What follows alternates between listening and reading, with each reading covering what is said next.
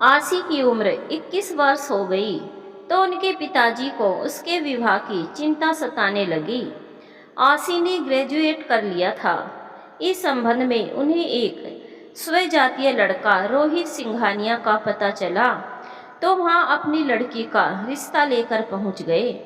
Rohit Singhania CA था। उसके पिताजी साल भर पहले रिटायर हुए थे। रोहित अपने माता पिता का इकलौता पुत्र था और वे तीनों छोटे से शहर में रहते थे। रोहित के घर का सेटअप उन्हें सभी दृष्टिकोण से चीजें मनमाफिक लगी तो वे आसी से विवाह के लिए सहमति प्राप्त कर ली। आसी की सिर्फ एक ही चिंता थी, क्या मैं छोटे से शहर में खुशी खुशी रह पाऊंगी। बात आगे बढ़ी। रोहित के घर वालों को भी आसी पसंद आ गई। आसी को भी रोहित भा गया। इस तरह 3 महीनों के अंतराल में रोहित और आसी का विवाह हो गया। आसी विदा होकर अपने ससुराल में आ गई। कुछ सप्ताह बाद आसी को लगने लगा कि क्यों मुझे इस छोटे से शहर में रहना पड़ रहा है। ना यहाँ ढंग का बाजार है, ना ही कोई घूमने फिरने की जगह, ना ही कोई क्लब व अच्छा होटल। वैसे तो रोहित बहुत ही केयरिंग पति था, पर वह अपने माता पिता का भी यथोचित देखभाल करता था। उसके पिता हार्ट के मरीज थे और उनकी माता दमा की शिकार थी। 2-3 महीने तो आसी ने जैसे तैसे गुजारे। उसके बाद वह रोहित पर दबाव बनाने लगी कि चलो मुंबई में जाकर प्रैक्टिस करो, वहाँ की लाइफ बेहद रंगीन व चमकदार है और वहाँ पैसा भी बहुत है। लेकिन आसी की बातों से रोहित इत्तेफाक नहीं रखता था।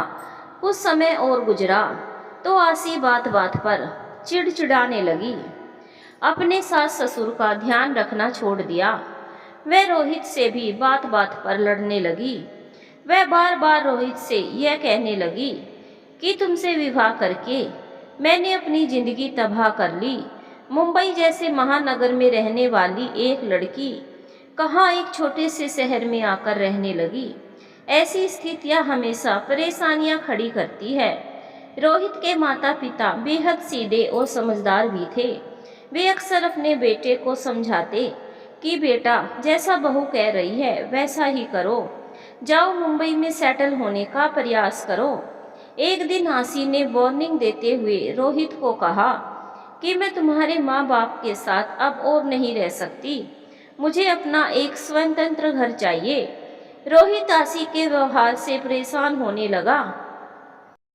उसने आसी से साफ साफ कह दिया कि मैं अपने माता पिता को बेसहारा छोड़कर कहीं नहीं जाऊंगा, तुम्हारी जो इच्छा तुम करो। अब आसी बात बात पर रोहित से लड़ने लगी। एक दिन ऐसे ही किसी बात पर आसी और रोहित के बीच तू मैं होने लगी। तब गुस्से में आकर रोहित ने उसे 2-3 तमाचे जड़ दिए। इसके प्रतिरोध में आसी ने पास के पुलिस स्टेशन जाकर अपने सास ससुर और पति के खिलाफ मानसिक व शारीरिक प्रताड़ना की रिपोर्ट लिखवा दी। पर वहाँ के टीआई ने घर जाकर सबको समझा दिया। कुछ दिन और गुजरे पर आसी को अपनी चाहत पूरी होती नहीं दिखी तो वह एक दिन बिना रोहित को बताए मुंबई चली गई। मुंबई पहुंचकर आसी अपने माता पिता से कहने लगी कि वे लोग बहुत निर्दयी है, अब मैं यहीं रहूंगी, वापस नहीं जाऊंगी। आसी के पिता विक्रम जी बेहद समझदार इंसान थे। उन्होंने आसी को समझाते हुए कहा कि परिवार में कभी कभी ऐसा हो जाता है, मैं रोहित से बात करूंगा और जानने की कोशिश करूंगा कि आखिर माजरा क्या है। जब विक्रम जी ने अपने दामाद रोहित सिंघानिया से फोन पर बात की तो रोहित ने कहा कि ऐसी कोई गंभीर बात नहीं है। एक दिन किसी बात पर मेरा हाथ आसी पर उठ गया, उसके लिए मैं आसी से माफ़ी भी मांगना चाहता हूँ। दामाद की बातें सुनकर विक्रम जी जरा आश्वस्त हुए। उन्होंने रोहित से कहा, उम्मीद करता हूँ कि आगे से तुम उसका बेहतर ध्यान रखोगे। 1 सप्ताह बाद आसी अपने ससुराल आकर ऐसे रहने लगी मानो कुछ हुआ ही नहीं हो। एक दिन आसी ने रोहित से कहा कि मुंबई नहीं तो हम दिल्ली शिफ्ट हो जाती हैं, वही अपनी प्रैक्टिस प्रारंभ कर देना। दिल्ली में हमारी ज़िंदगी बेहतर होगी। लेकिन आसी की इस सलाह को रोहित ने सिरे से खारिज कर दिया और कहा कि मैं अपने माता पिता को नौकरियों के भरोसे छोड़कर नहीं जा सकता। उधर रोहित के माता पिता बार बार रोहित को समझाते कि पत्नी जैसा चाहती है वैसा ही करो, हमारी फिक्र छोड़ दो। एक दिन फिर रोहित और आसी के बीच कहा सुनी हुई तो रोहित ने फिर उस पर हाथ उठा दिया, जिससे आसी और भड़क गई और उसने पड़ोसी सहेली गीता के साथ थाने में जाकर अपने पति सास ससुर के विरुद्ध एफआईआर दर्ज करा दी कि ये तीनों मुझे प्रताड़ित करते हैं, मारते पीटते हैं और दहेज की मांग करते हैं। एफआईआर दर्ज कराने के बाद वे सूटकेस में अपना सामान रखकर रेलवे स्टेशन चली गई और वहां से ट्रेन पकड़कर मुंबई चली गई। मुंबई में आसी के माता पिता उसे अचानक देखकर घबरा गए और पूछने लगे कि क्या बात है। जवाब में आसी ने कहा, कल रोहित ने अपने माँ बाप का पक्ष लेते हुए मुझसे झगड़ा किया और इतना मारा कि मेरे होंठ भी फट गए थे। मैंने उन तीनों के खिलाफ एफआईआर दर्ज करा दी। मैं वहाँ एक ही शर्त पर घर वापस जाऊंगी, अगर रोहित अपने माता पिता से अलग रहने लगे तब, वरना नहीं। उधर दहेज प्रताड़ना की धारा में रोहित उसके माता पिता को पुलिस ने गिरफ्तार कर लिया और जेल भेज दिया गया। जल्द ही उनके केस की सुनवाई शुरू हुई तो रोहित पक्ष के वकील ने कोर्ट के सामने अपनी बात यूं रखी कि यह रिपोर्ट दुर्भावनावश लिखाई गई है। उल्टा आसी बार बार रोहित को कहती है कि अपने माता पिता को छोड़कर अलग रहो। वास्तव में रोहित के घर में एक नौकरानी 12 घंटे के लिए काम करती है। आप उसकी भी गवाही ले सकते हैं। वास्तव में आसी को लगता है कि मैं क्यों रोहित के माता पिता की सेवा करूं। इसी मुद्दे को लेकर वह अपने पति से लगभग रोज झगड़ा करती थी और जब रोहित अपने माता पिता से अलग होने को तैयार नहीं हुआ तो खुन्नस में परिवार के तीनों सदस्यों के विरुद्ध एफआईआर दर्ज करवा दी। कोर्ट ने केस से संबंधित सारे लोगों को बुलाकर उनका पक्ष सुना और 2 महीने बाद फैसला दिया कि उपरोक्त केस पूरी तरह से फर्जी है। अतः आसी की फर्जी मुकदमे दायर करने के एवज में कोर्ट सजा सुनाती है। अभी कोर्ट एक प्रयोग के तौर पर उन्हें सजा सुनाती है कि आसी चाहे मुंबई में रहे या अपनी ससुराल में, उन्हें आने वाले 3 महीनों के लिए दोपहर 1 बजे से 4 बजे तक अपने घर के नज़दीक वृद्धाश्रम में जाकर बतौर स्वयंसेविका अपनी सेवाएं देनी होगी। आसी ने जब यह सजा स्वीकार कर ली और मुंबई में स्थित वृद्धाश्रम में जाकर अपनी सेवाएं देने हेतु अपनी इच्छा जताई, जिसे कोर्ट ने स्वीकार कर लिया और सारी कागजी कार्रवाई करके वृद्धाश्रम के मैनेजर को ऑर्डर प्रेषित कर दी कि आज की तारीख से 15 दिनों बाद से आसी आपके आश्रम में अदालत की सजा के बतौर 1 से 4 बजे तक सेवा का काम करेगी। उसकी उपस्थिति आपको दर्ज करके कोर्ट को हर सप्ताह बतानी होगी। ये इस कोर्ट का आदेश है। इस तरह तय तारीख से आसी मस्त मोला स्टाइल में दोपहर 1 बजे वृद्धाश्रम जाने लगी और ठीक 4 बजते ही वहां से घर की ओर रवाना हो जाती। आसी अपने साथ फोन भी ले जाती और अधिकांश समय फोन पर देखती रहती। अंदर क्या हो रहा है उसे ज़्यादा मतलब नहीं था। आश्रम के केयर टेकर भी उसे कोई काम बताने में हिचकते थे कि पता नहीं हमारे आदेश को माने या ना माने, हमारे आदेश की तौहीन कर दे। इस दौरान उस आश्रम में 12 महिलाएं और 9 पुरुष थे। उस आश्रम में एक महिला आंखों से लाचार थी, एक बुजुर्ग पुरुष पैरों से लाचार था। आसी को वहां जाते अब 76 दिन हो चुके थे। अभी तक कोई विशेष बात नहीं हुई थी। एक दिन आसी वहां बैठकर फोन देख रही थी कि उसे एक औरत की चीख सुनाई दी। चीख बाथरूम जाने के रास्ते से आ रही थी। ना चाहते हुए भी उसे उठना पड़ा। आगे जाकर उसे दिखाई देता है कि बूढ़ी अंधी औरत जमीन पर अपने एक पैर को पकड़कर बैठी है।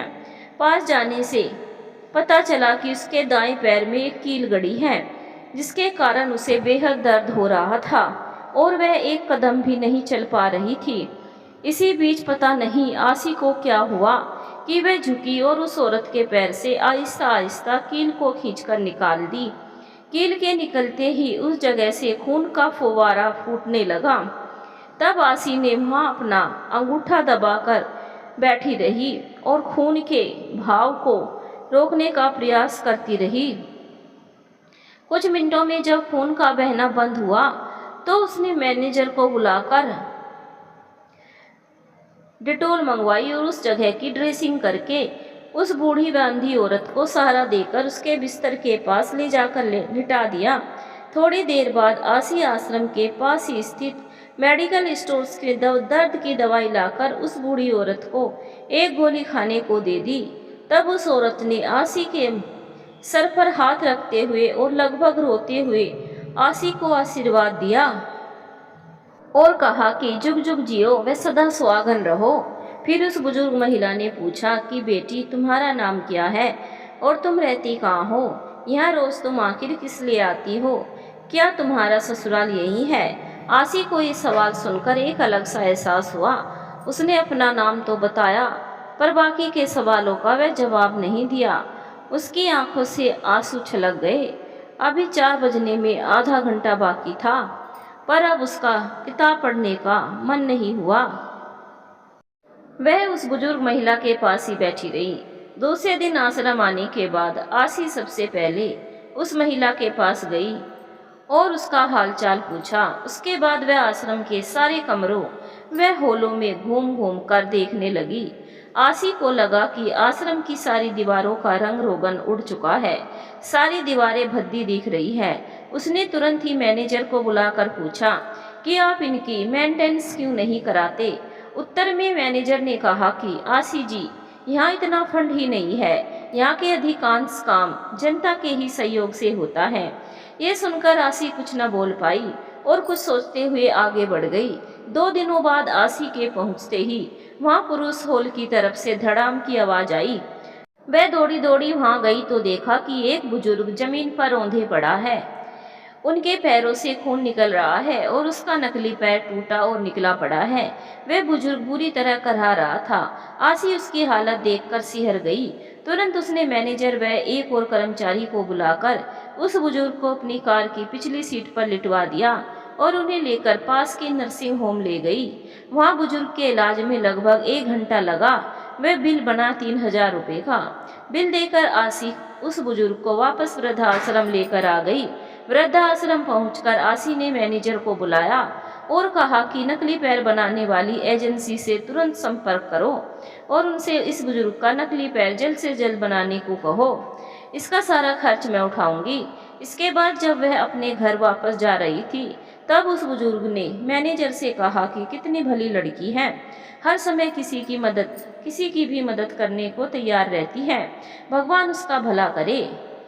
आसी की सजा के अंतिम 4 दिन बचे थे कि एक दिन आश्रम में भर्ती एक नेत्रहीन बुजुर्ग पता नहीं कैसे और क्यों आश्रम से बाहर आकर मुख्य सड़क पर पहुंच गए और इसी बीच एक तेज रफ्तार ट्रक ने उसे टक्कर मारकर घायल कर दिया और 10 मिनटों में ही उस बुजुर्ग की मृत्यु हो गई। जैसे ही यह खबर आश्रम के अंदर पहुंची, वहां खलबली मच गई। आसी तो लगभग चीखते हुए बाहर दौड़ी। फिर बुजुर्ग की मृत काया को आश्रम में लाकर इज्जत से लिटा दिया गया। उसके बाद आसी ने मैनेजर से पूछा कि इनका अंतिम संस्कार कौन करेगा, वे क्या क्या व्यवस्था करनी पड़ेगी। जवाब में मैनेजर ने कहा कि इसका लड़का यहीं 2 किलोमीटर की दूरी पर रहता है, बेहतर होगा वही इनका अंतिम संस्कार करे। अगर वह इनकार करता है तो हम सभी मिलकर इनका अंतिम संस्कार करेंगे। इसके बाद आसी ने उस बुजुर्ग के लड़के का पता लेकर लड़के के पास पहुंचकर उनके पिता की मृत्यु की खबर दी और कहा कि आप उनका अंतिम संस्कार करें तो आपके पिता की आत्मा को शांति मिलेगी। जवाब में उस बुजुर्ग के बेटे ने कहा कि मैं तो एक मजदूर हूँ, मेरे पास अपने खाने पीने के लिए ही मुश्किल से पैसे जुटते हैं, मैं तो उनके अंतिम संस्कार के लिए मेरे पास पैसे नहीं है। तब आसी ने कहा कि पैसों की फिक्र आप ना करें, सारी व्यवस्था हो चुकी है, आप उनकी अंत्येष्टि का पुनीत कार्य करें। फिर वे दोनों कार में बैठकर गए और आसी की कार में बुजुर्ग की मृत काया डालकर मुक्ति धाम ले जाया गया। आश्रम के और बहुत सारे लोग पैदल ही पास ही स्थित मुक्ति धाम पहुँचे। आज आश्रम में आसी द्वारा स्वयं सेविका की तरह काम करने का अंतिम दिन है। उनकी विदाई हेतु एक छोटा सा समारोह आयोजित किया गया है। इस समारोह में वार्ड के पार्षद अनिकेत सिंह द्वारा आसी का उनके उत्तम कार्य हेतु सम्मान किया जाना है और एक प्रमाण पत्र भी दिया जाना है। आसी को सम्मानित करने के बाद उसे अपनी भावनाएं व्यक्त करने के लिए कहा गया। आसी ने सबसे पहले सबका आभार प्रकट किया और फिर कहने लगी कि इन 90 दिनों में मैं खुद को बहुत बदली हुई महसूस कर रही हूँ। मुझे लगने लगा है कि दूसरों की मदद से खुद को इतनी खुशी मिलती है कि उसे शब्दों में बयां करना मुश्किल है। इससे पहले तो मैं सिर्फ अपनी खुशी के बारे में सोचती थी।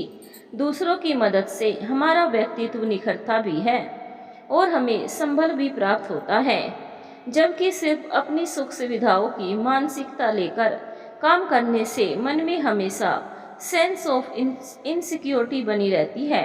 वह हम भयग्रस्त रहते हैं कि भविष्य में हमारी सुविधाएं खत्म ना हो जाए। अभी आसी का भाषण समाप्त भी नहीं हुआ था कि पता नहीं कहां से वृद्धाश्रम परिसर में एक लेपर्ड घुस गया। लेपर्ड को देखते ही आश्रम में स्थायी रूप से रहने वाले 2 कुत्ते उसे वहां से भगाने के लिए उसके पीछे दौड़े और उसके आगे खड़े होकर उसे भौंकने लगे। लेपर्ड को देखकर वहां उपस्थित सारे लोग दुबक कर बिल्डिंग के किनारे जाकर खड़े हो गए। उधर कुत्तों और लेपर्ड की लड़ाई चलती रही। एक कुत्ता लेपर्ड के आगे से लड़ रहा था, वह दूसरा उसके पीछे से वार कर रहा था, लेकिन लेपर्ड शरीर से बलशाली था। उसके वार से दोनों कुत्ते घायल हो गए थे। वे दोनों कुत्ते घायल होने के बाद थोड़ा कमजोर दिखने लगे थे, फिर भी वे लेपर्ड से लड़ ही रहे थे। जब आसी को लगा कि कुत्ते अब लेपर्ड के आगे कमजोर पड़ रहे हैं, तो उसने लोगों से आह्वान किया कि चलिए हम सभी कुछ न कुछ हथियार पकड़कर उस लेपर्ड को डराए या उसे लड़कर उसे यहाँ से भगाए। यह कहते हुए वह एक डंडा उठाकर लेपर्ड को मारने दौड़ी। उसे देखकर वहां उपस्थित बहुत सारे लोग लेपर्ड की ओर उसे भागने दौड़े। जब लेपर्ड ने देखा कि बहुत सारे लोग उसकी ओर आ रहे हैं, तो वह दुम दबाकर भाग गया। उसे भागते देख वहां के दोनों कुत्ते उसे परिसर की गेट तक दौड़ाए। चूंकि वे दोनों कुत्ते बुरी तरह से घायल थे, अतः गेट तक पहुंचने के बाद दोनों कुत्ते वहीं गिरकर बेहोश हो गए। इसी बीच आश्रम में एक पशु चिकित्सक थे, जिन्होंने उन कुत्तों की जांच की और जांच के बाद घोषणा किया कि ये दोनों कुत्ते शहीद हो चुके हैं। इतना सुनना था कि आसी रो पड़ी और दोनों कुत्ते के सर पर हाथ रखकर थपथपाती रही। 3 महीने की सामाजिक सजा भुगतने के बाद आसी को फिर उस अदालत के सम्मुख प्रस्तुत होना था। आज आसी अदालत में उपस्थित है। अदालत लोगों से खचाखच भरी थी। जज साहब आसी के द्वारा किए गए गुनाह पर कुछ और कहने वाले थे। 12 बजते ही जज साहब अदालत में आकर अपनी कुर्सी पर बैठ गए। जज साहब ने कहना प्रारंभ किया कि आज अदालत आसी को यह सजा सुनाती है कि अब उसे जिंदगी अपने ससुराल में अपने पति रोहित सिंघानिया जी के साथ रहना है और रोहित की जितनी सेवा करेगी उससे ज़्यादा अपने सास ससुर की सेवा करनी होगी। अदालत यह सोचती है कि आसी अपनी इस सजा को खुशी खुशी स्वीकार करेगी। अदालत द्वारा यह सजा सुनाते ही उपस्थित सारे लोग तालियां बजाकर अदालत द्वारा दी गई सजा का स्वागत करने लगे। ताली बजाने वालों में आसी और रोहित जी भी थे। वे दोनों सबसे ज़्यादा और सबसे जोर जोर से तालियां बजा रहे थे। धन्यवाद दोस्तों, मिलेंगे एक और नई कहानी के साथ जल्द ही।